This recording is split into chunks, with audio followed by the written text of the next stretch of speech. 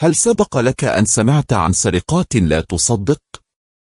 حوادث تتجاوز الخيال وتتركنا نتساءل كيف حدث هذا؟ تاريخ البشرية مليء بالقصص الغريبة والمدهشة، ومن بينها سرقات لم تكن مجرد جرائم، بل أصبحت أساطير تروى.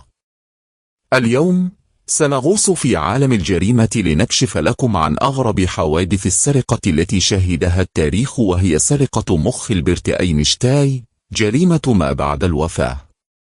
تخيلوا معي هذا المشهد. عام 1955 العالم يودع أحد أعظم العقول في التاريخ، ألبرت أينشتاين. ولكن بعد وفاته مباشرة تحدث جريمة غريبة ومروعة.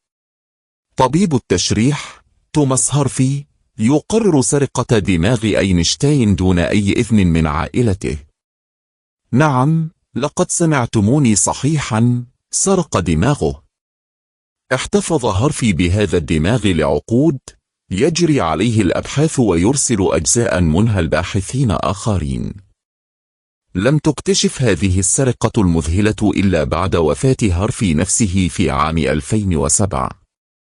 قصة لا تصدق، أليس كذلك؟ سرقة متحف إيزابيلا ستيوارت جاردنر، اللصوص الشبح. في مارس 1990 شهدت مدينة بوسطن الأمريكية واحدة من أكبر سرقات الممتلكات الخاصة غير المحلولة في التاريخ. شخصان يتنكران في زي ضباط شرطة يدخلان متحف إيزابيلا ستيوارت جاردنر. لم يسرقا مجوهرات أو نقودا، بل 13 عملا فنيا لا تقدر بثمن، تقدر قيمتها بمئات الملايين من الدولارات. حتى يومنا هذا لم يتم استعادة هذه الأعمال الفنية، ولا يزال مكان وجودها لغزا محيرا. هل يمكن أن يكون اللصوص قد اختفوا؟ في 21 أغسطس 1911 كان متحف اللوفر بباريس على موعد مع حادثة غيرت تاريخ الفن. عامل إيطالي بسيط يدعى فينتشينزو بيروجيا، يعمل كعامل نظافة في المتحف، يقرر سرقة لوحة الموناليزا الشهيرة. استغل وظيفته ليختبئ داخل المتحف بعد إغلاقه، ثم بكل بساطة أزال اللوحة من إطارها وأخفاها تحت معطفه. لم يكتشف اختفاء اللوحة إلا بعد أكثر من 24 ساعة. الغريب في الأمر أن هذه السرقة التي تبدو بسيطة هي التي جعلت الموناليزا أشهر لوحة في العالم. تم استعادة اللوحة بعد عامين، ولكن قصتها أصبحت جزءا لا يتجزأ. ببلجيكا تحدث سرقة لا تخطر على بال. رجل سرق 120,000 قيراط من الألماس، ملك الشوكولاتة، عام 2003 في مركز الألماس العالمي بأنويرت هولندي في الخمسينيات من عمره، يعرف بلقب ملك الشوكولاتة، يسرق 120,000 قيراط من الألماس. كيف فعلها؟ لقد استغل ثقة الموظفين من خلال إحضار الشوكولاتة لهم بشكل دوري، مما سمح له بالوصول إلى الخزائن بعد ساعات العمل. تقدر قيمة الألماس المسروق بحوالي 28 مليون دولار. من كان يظن أن الشوكولاتة يمكن أن تكون مفتاحا لأكبر سرقة الماس؟ 5. سرقة كأس العالم عام 1966، بيكلز البطل.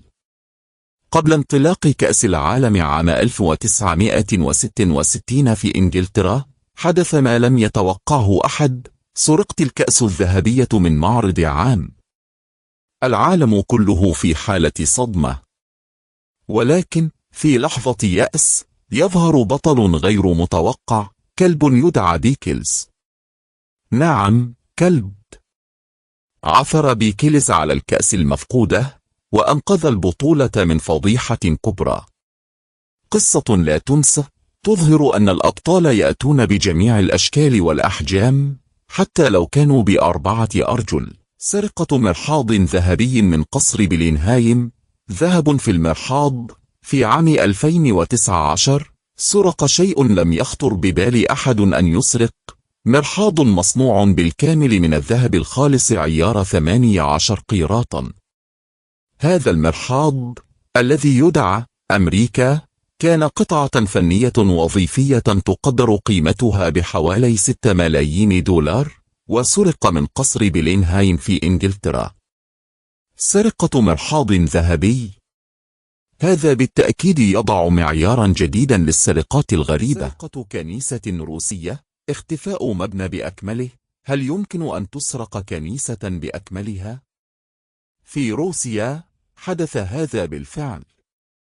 كنيسة خشبية قديمة يعود تاريخها إلى 200 عام، تم تفكيكها وسرقتها قطعة قطعة. لم يتم العثور على اللصوص أو الكنيسة حتى الآن، مما يجعلها واحدة من أكثر السرقات غموضا في التاريخ. تخيلوا أن تستيقظوا لتجدوا أن كنيسة قريتكم قد اختفت تماما. سرقة سائل منوي ثيران الذهب الأبيض. وأخيرا وليس آخرا، سرقة قد تبدو غريبة جدا، سائل منوي ثيران. في أيرلندا الشمالية سرق سائل منوي ثيران عالية القيمة يعرف باسم الذهب الأبيض من مزرعة.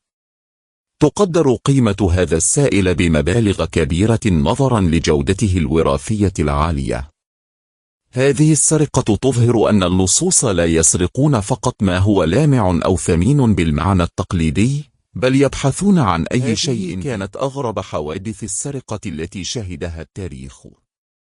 قصص تظهر لنا أن عالم الجريمة لا يخلو من الغرابة والإبداع، وأحيانا الكوميديا السوداء. أي من هذه السرقات ادهشتكم أكثر؟